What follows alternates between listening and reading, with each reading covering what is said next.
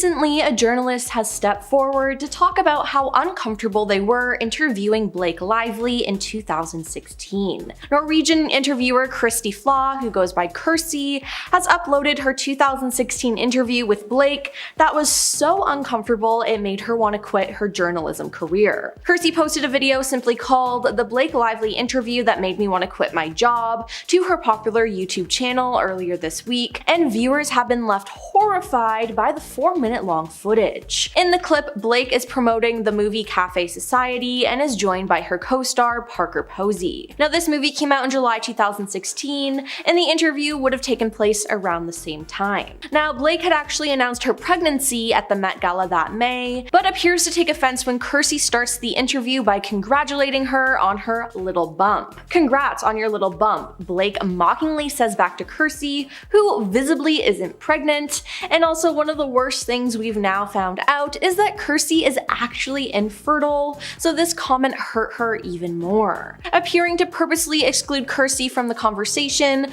Blake and Parker seem to almost ignore her, and Blake seemingly actively avoids to make eye contact with the reporter, and even when she does look away from Parker, she's looking off camera rather than at Kirsty. Once Kirsty's interview time is up, both Blake and Parker appear to roll their eyes and pull a face as she leaves.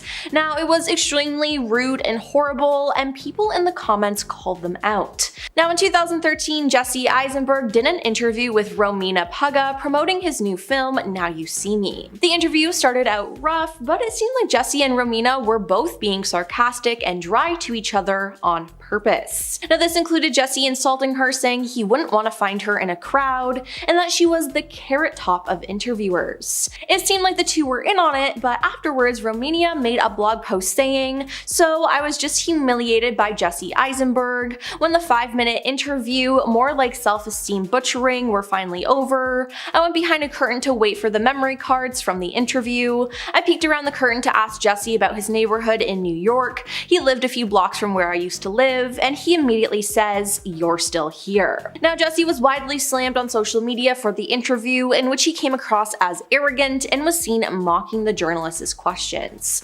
Talking to NME, Jesse said he had different memories of the interview, as he found it to be quite fun. "I remember she was laughing. Even after she left, I said to the people in the room, 'What a relief.' Like, that was the most funny, interesting interview I'd had all day. She said I had made her upset. It was like the exact opposite of what my experience was, and I didn't know the appropriate way to handle something that's completely mischaracterized," he added. Now, people said there are people who found the interview quite funny, saying, "Listen, I would never want to upset someone, and if I did upset her, obviously I would have acknowledged that," he added. While walking the red carpet at the 2023 Oscars, Hugh Grant was quickly called out online after an interview with Ashley Graham on ABC's Academy Awards pre-show. When asked by the model what his favorite part of the awards ceremony was, he responded, "It's fascinated, the whole humanity is here, it's Vanity Fair." Now, things only got more awkward as Hugh began unenthusiastically responding with short answers,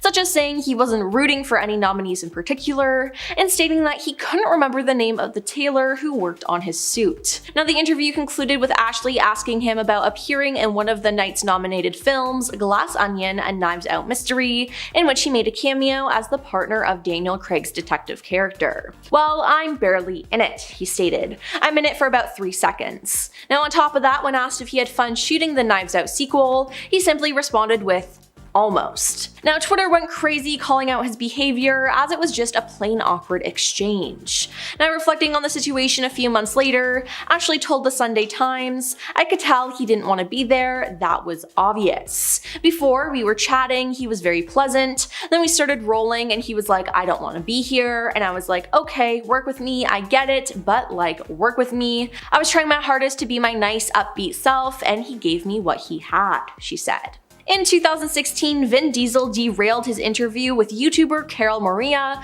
by trying to flirt with her and insisting that she was too beautiful and sexy for him to continue, making her visibly uncomfortable. Now, in the video's intro, Carol addressed the situation, saying, "He began to hit on me in the middle of the interview, saying that I was pretty, and he interrupted the interview 3 times to talk about it. I was laughing, completely uncomfortable. I was not sure what to do," she said. "I just laughed because it was a very delicate situation. I did not like it. At the time, I did not know how to react, but you will see that I was uncomfortable. It was not nice that he interrupted my work. Now in the video, Vin Diesel is seen saying, "Tell me your story, let's get out of here, let's go have lunch." My god, I love her.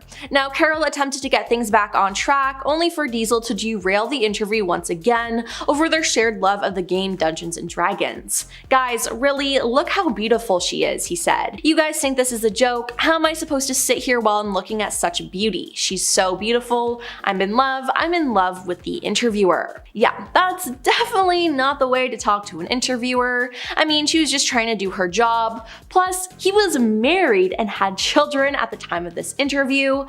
It's just gross. Reporter Ali Fedotowsky was asked by her co-host Roxy Manning whether she had bad experiences interviewing celebrities on the red carpet. Ali then said, "Sorry Jake Gyllenhaal, I'm going to Taylor Swift you right now." She then proceeded to say that Jake showed up for the red carpet. "My first red carpet for E! News, he walks up, I'm shaking in my heels. I say to him, 'Hi Jake, who do you bring tonight? Like for a date, like who's your date tonight?' He goes, 'Bye bye,' and walked away from me." Ali then shared that she started crying, fearing that she was going to lose her job after failing to get answers from the actor. However, she then witnessed Jake give another interviewer the same treatment. "There was an interviewer next to me and her question to him was, 'So if you don't get an Oscar for this film, those tattoos should,' because he was all tatted up for his film, and he goes, 'Bye,' and walks away because he is a serious actor," Ali recalled. Now Ali worked for the entertainment news company from 2013 to 2015, and she called the position her least favorite job she ever had. She added, "It was just not for me, it really ate away at my self-confidence," and she also noted that she doesn't have patience for stars who are rude to interviewers. "I've watched so many red carpets because of The Bachelorette and done countless interviews, and I know how easy it is to be nice," she said. But hey, at least he wasn't just rude to her, but still, that's a rude thing to do, Jake. Now Joaquin Phoenix's film Joker did amazing, as it was praised by pretty much everyone, but it appears that he got tired of talking about it. Now Joaquin took home the Golden Globe for Best Actor in a Drama for Joker, but do not ask him about it. Now after his win, Phoenix claimed that he was tricked into entering the press room, and he was annoyed at journalists for asking him questions. When asked about his process for transforming into the Joker, Phoenix snapped, "Isn't this old news? I think I've talked about this for 6 months. I mean, right? I feel like I've answered these questions. You want to hear a different version of it? I can try to change it slightly, or what should I do? It was a long process, and there's so many things I just can't remember right now, but I feel like I already answered this question 6 months ago, but thanks for still asking." Then when asked about a potential Joker sequel, he got similarly annoyed, saying, "What do you mean about the possibility of a sequel? Why? I don't care who's saying that. That's awesome and I love whoever says it. I don't think that I've ever done too many predictable things. So if that came up, it's not because we're following some rule book, it's because we feel inspired again to explore the character more thoroughly. That would be the only reason for me to do it. So that's all I can say about that." Now we all know that they did make a sequel, but him responding to these questions like that was just awkward. And in 2017, Selena Gomez was announced to receive the Billboard Music Award for Woman of the Year. Now she received it after she told the world about her kidney transplant, and this was a huge award for her and it should have been made all about her, but on the red carpet she was asked about her ex, Justin Bieber. Now Selena has always been linked to Justin from the moment she started dating him. This understandably has been very annoying, and Selena is tired of questions about Justin. Now during her interview, she was asked how Justin had most influenced her to be the person she was today. Now Selena wasn't having this though, as the day was about her, so she responded by saying, "I don't think anyone truly actually cares." Now some people may think this response was rude, but others thought the question itself was rude. Now she'd been asked the same question about Justin over and over again, and the night was about her, but good for Selena for only discussing what she wanted to. Interviews can be unpredictable, revealing, and sometimes down own right awkward. We've curated the top 10 rude questions that have completely shocked our favorite stars and brought interviews to a sudden halt. So if you're ready for some cringeworthy moments, sit tight and let's begin the roller coaster ride. Don't forget to like, share, subscribe, and hit that notification bell so you never miss out on our latest content. Let's get started. Wendy Williams, inappropriate questions. In an electrifying episode of The Wendy Williams Show, we delve into the personal life of the stunning Draya Michele. The scene unfolds as Wendy, with her usual charismatic flair, delves into the subject. So Draya, how many basketball players have you been with? Wendy Williams never fails to ask inappropriate questions. She asked about her romantic relationships with basketball players, a subject that often generates interest and gossip among fans and media alike. However, amid the juicy details and sensationalized headlines, there's an important issue that often gets overlooked: the objectification of women in sports. Draya Michele, a successful model and entrepreneur, is no stranger to this type of scrutiny. Despite her achievements and talent, she's often defined by her romantic relationships with NBA players. In fact, many people know her more as the ex-fiancée of Orlando Skandaric rather than for her own career accomplishments. Selena Gomez being asked about X. Just a handful of years back, pop sensation Selena Gomez encountered an unanticipated moment during a television interview. The interviewer, showing little regard for her personal boundaries, unexpectedly brought up the topic of Justin Bieber's actions. Selena, taken aback by the impromptu and intrusive query, responded with a silent expression of astonishment. The interview reached an abrupt and awkward conclusion as the broadcast was hastily ended. It's clear that the reporter's approach was far from appropriate, bordering on rudeness. Selena has always been a private person when it comes to her personal life, especially when it involves her famous ex-boyfriend Justin Bieber. In fact, she has often avoided discussing their relationship or the reasons for its end in interviews. Understandably so, as breakups can be difficult and emotional, particularly under the scrutiny of the public eye. Despite this, the media and fans couldn't seem to get enough of their relationship, constantly bombarding Selena with questions and speculations. It's understandable that she may have grown tired of having to constantly address a past relationship instead of her own career and achievements. But can we really blame the reporter for asking about JB? After all, at the time, he was making headlines almost daily with his controversial behavior. It's no secret he had acquired a reputation for being a troublemaker, and it was likely a hot topic in the media. Robert Downey Jr. walked out of an interview. After an incident, Robert publicly addressed the issue, explaining why he walked out of the interview. He stated that he felt uncomfortable with the line of questioning and did not want to continue with the interview under those circumstances. This isn't the first time celebrities have walked out of interviews due to personal or sensitive questions. In fact, it's become quite common for celebrities to refuse to answer uncomfortable questions, especially those that invade their privacy. Courtney Kardashian's no response. In 2016, a rather unexpected scenario unfolded when Courtney was taken by surprise during an Australian TV news interview. The anchors blindsided her with the question about her sister Kim Kardashian's Paris robbery incident. For a moment, Courtney seemed to draw a blank, leaving viewers to speculate that she was possibly tuning into a PR agent for guidance on how to navigate the delicate question. During the interview, Courtney appeared visibly uncomfortable and hesitant to answer the question. It's understandable why she may have been caught off guard. Her sister Kim had recently experienced a traumatic event, and the media was constantly bombarding her family with questions about it. Despite the awkwardness of the situation, Courtney handled it with grace by choosing not to comment on her sister's ordeal. Instead, she shifted the focus to her own work and accomplishments. That incident sparked a conversation about the challenges of being a celebrity and having to constantly face invasive questions from the media. It also shed light on the importance of setting boundaries and respecting privacy, especially in sensitive situations. Courtney's response received praise from many for how she handled the situation with grace and poise, despite the uncomfortable circumstances. It's a testament to her character and resilience as a public figure. But that is not the first time that celebrities have had to face abrupt and difficult questions during interviews. In fact, it's become commonplace for journalists to push boundaries and ask personal or controversial questions in hopes of getting a juicy headline. The Emma Stone prank. In 2014, there was a memorable moment featuring the talented Emma Stone on The Graham Norton Show. Emma was touring the UK to spread the word about her latest film, and Graham Norton, the host, was keen to discuss her well-known affection for the Spice Girls. With Emma already in full-blown fan mode, Graham decided to add a twist twist. He made her believe that her idols, the Spice Girls, were waiting backstage, a surprise she hadn't anticipated. But just as Emma's excitement soared to the highest point, Graham revealed it was all just a prank. You could see the disappointment on her face when she realized she would not be meeting the iconic girl group that day. In this hilarious moment, Emma showed her genuine admiration for the Spice Girls and how much their music had influenced her. She even admitted to dressing up as Baby Spice when she was younger. This just goes to show that celebrities are also fans of other celebrities, and it's heartwarming to see them geek out over their idols just like us. Ariana Grande calling out interviewers. You might remember that interview where Ariana didn't hesitate to call out the hosts for asking an overtly sexist question. But that wasn't the only time she stood up for herself. During a conversation about new emoji updates, she mentioned her preference for the unicorn emoji. As soon as she expressed this, one host suggested that the unicorn emoji is only loved by girls and boys, without explaining what the term refers to.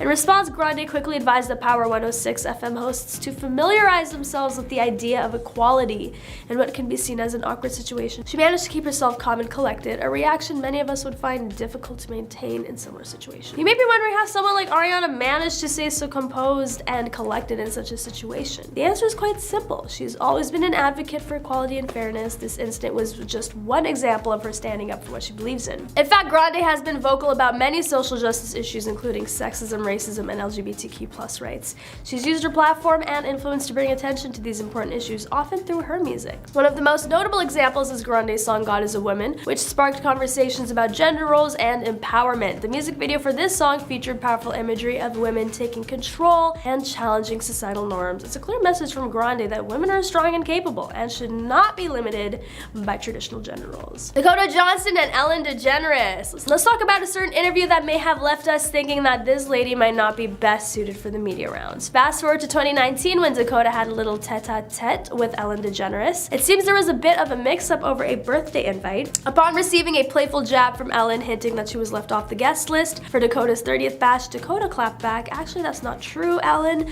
I did send you an invite, but you were a no-show." The conversation took another turn with Dakota suggesting that Ellen might not be a fan of hers. Talk about a cringe moment. While the conversation may have started off lighthearted, it quickly took a turn towards tension when Dakota revealed that Ellen had missed her birthday party. This exchange sparked speculation among fans and media outlets about a potential feud between the two stars. After all, why would Ellen miss such an important occasion for someone she supposedly didn't like? However, both Dakota and Ellen quickly put these rumors to rest. In a later interview, Dakota clarified that there was no bad blood between them and that the missed invitation was simply a mistake. Justin Timberlake being asked why he wants to act. Next up, an interesting moment from the press junket of Friends with Benefits, a film featuring Justin Timberlake. When a Russian reporter questioned the rationale behind Justin's transition from singing to acting, Mila stunned everyone by responding swiftly and cleverly in Russian. She retorted, "So what would you have him do instead?" Mila Kunis' reply was an apt slap down to the journalist's narrow perspective. Speaking in fluent Russian, she defended her co-star, subtly conveying that talent is not confined to a singular career path. Her retort not only showed her quick wit and loyalty to her fellow actor, but also highlighted her cultural versatility. This incident serves as a reminder that artists should be encouraged to explore their full range of talents and capabilities rather than being pigeonholed into specific roles or professions. It also showcased Mila Kunis' linguistic abilities and her ability to think on her feet, making her a multidimensional and impressive individual in the entertainment industry. And Tom Hardy gets defensive. In 2015, during a promotional tour for the movie Legend, actor Tom Hardy found himself in a rather uncomfortable encounter with a reporter. The reporter, trying to be subtle, decided to probe into Hardy's personal life, specifically his sexuality. However, Hardy was quick to discern the intent behind the question. Addressing the reporter head-on, Hardy inquired, "Are you asking me about my sexuality?" When the reporter confirmed, Hardy, visibly displeased, retorted, "Why? Why?" Hardy's response showcases his resistance to being defined by a single aspect of his identity. In today's society, individuals are often subjected to labels and stereotypes based on their race, gender, sexual orientation, and other aspects of their identities.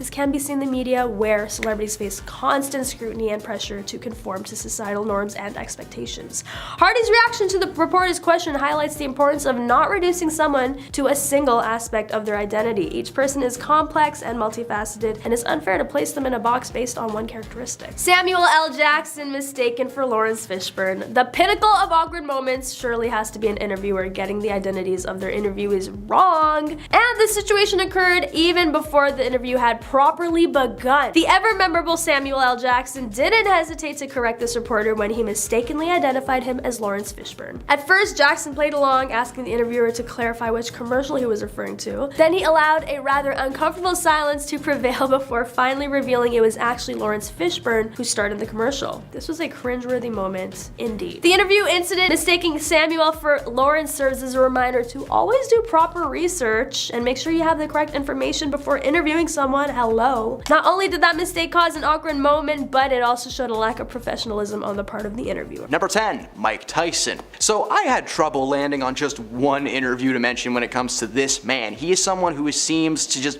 bounce back after every single heinous thing he's done. So we're gonna run through a few of them. The first time Mike really hurt his career was in the 80s, and it wasn't even something he said. He was doing an interview with his then girlfriend Robin Gibbs. When the topic of Mike's behavior came up, she said herself that Mike had an extremely volatile temper. Recent reports had also surfaced of Mike getting loud and physical with Robin, something she seemingly confirmed, while Mike just stared at the interviewer the entire time, giving him an evil look. Now that was one of the first little notches on his belt. That wasn't really a meltdown. As the years went by, more and more controversies came to light, and during a press tour for his latest bout in the early 2000s, he lashed out at a fan in the crowd, hurling a slew of insults and calling them the British word for cancer sticks.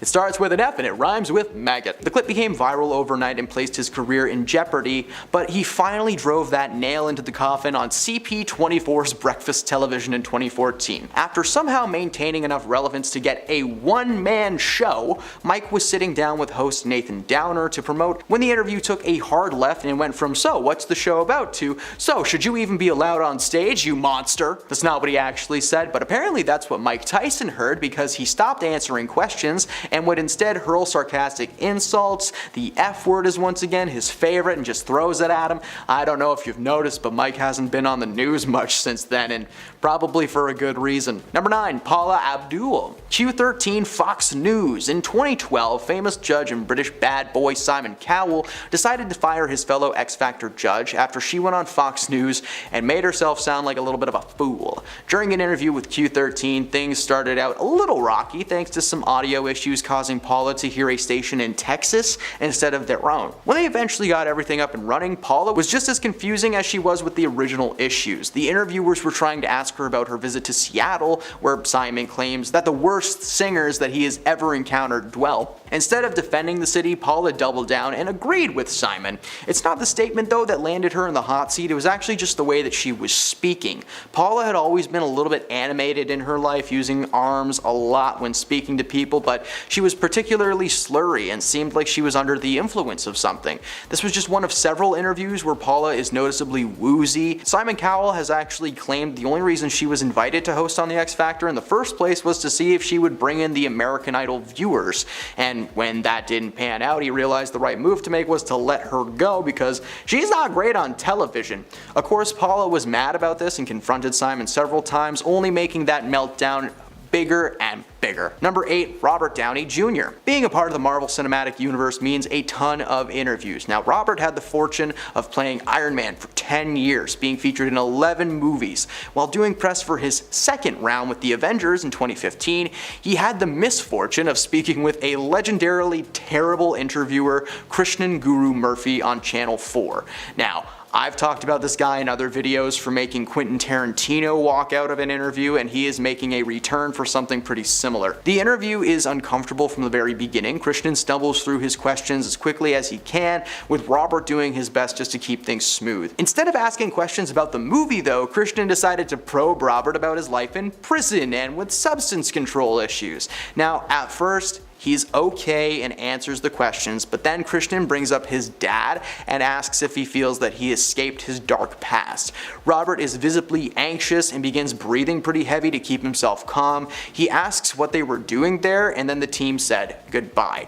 He stood up and walked out of the room, and he said that Krishnan seemed nice, but things were getting just a little bit too Diane Sawyer for his taste. This was one of the most uncomfortable interview moments in Robert's career, and it's not even close to the worst one for Krishnan. Number 7, Sofia Sofia Vergara. Fans of the show Modern Family will recognize Sofia as Gloria, aka Manny's mom, who is just absolutely hilarious and heartwarming at the same time, even outside of Modern Family. Now, while speaking with Ellen in 2017 about her career and some new projects coming up, Ellen decided to play a game called English Word of the Day. Claiming to be learning Spanish with one word a day, she wished to teach Sofia one as well. Before the segment, Sofia is roasting Ellen for her dislike of cotton, but when Ellen asks if she wants to learn the English word with her, Sofia scoffs and is visibly annoyed, claiming that she speaks English very well. Ellen gives her the word flabbergasted and asks her to define what it means. Not only does she pronounce it correctly the first time,